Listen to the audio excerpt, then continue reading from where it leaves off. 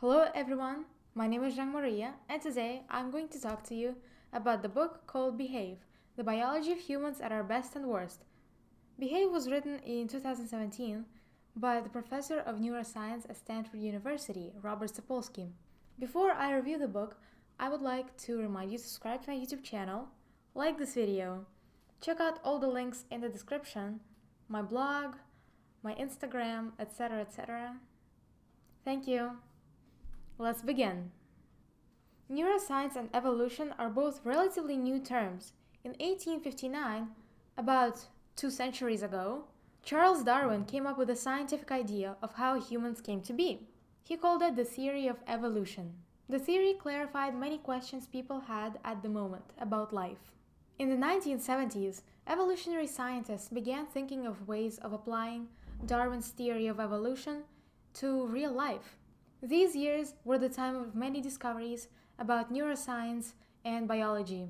The findings revealed a lot about human conduct. Behave is undoubtedly a very scientific book that contains lots of neuroscience technicalities and comprehensive details. Sapolsky managed to make the book really interesting by sprinkling his writing with humor in all the appropriate places. The information was also really well organized, I feel. Behave is arranged in parts that go further and further back in time and across multiple disciplines. The first part of the book focuses on the sciencey part of neuroscience, and it really challenges the stereotype that all science books are dull and dreary. I found out several facts that I found interesting and that I would like to share with you. Number 1. We are shaped by our cultures more than by genetics. With substantial progress in the Human Genome Project, more and more people started thinking that genetics played the most major role in forming us. But that's not true.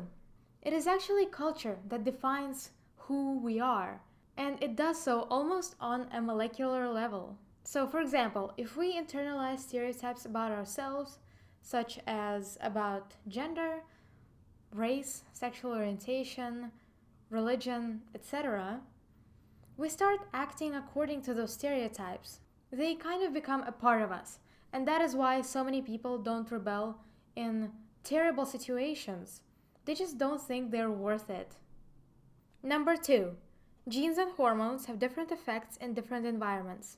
A hormone can make you nicer.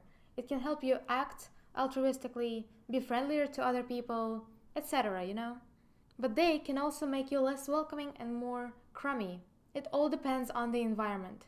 It is essential to keep in mind that hormones don't cause anything.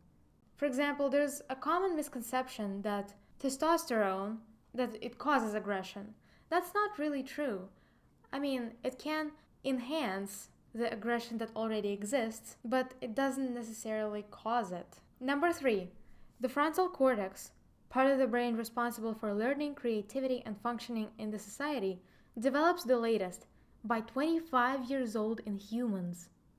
The brain's cortex is shaped by experience and culture, while genes play the smallest role in its formation. The late development of this brain part is the reason why many adolescents aren't as mature as adults, although their other brain parts are as developed. Why am I saying they? I'm also a teenager, so... Yeah, that is also why many teenagers are, I guess, prone to making bad decisions. The frontal cortex hasn't fully developed yet, and it can't stay reasonable, all the time. The frontal cortex is also responsible for controlling and avoiding temptations. So while you could remind yourself to be altruistic and kind every day, it is better to make this process automatic.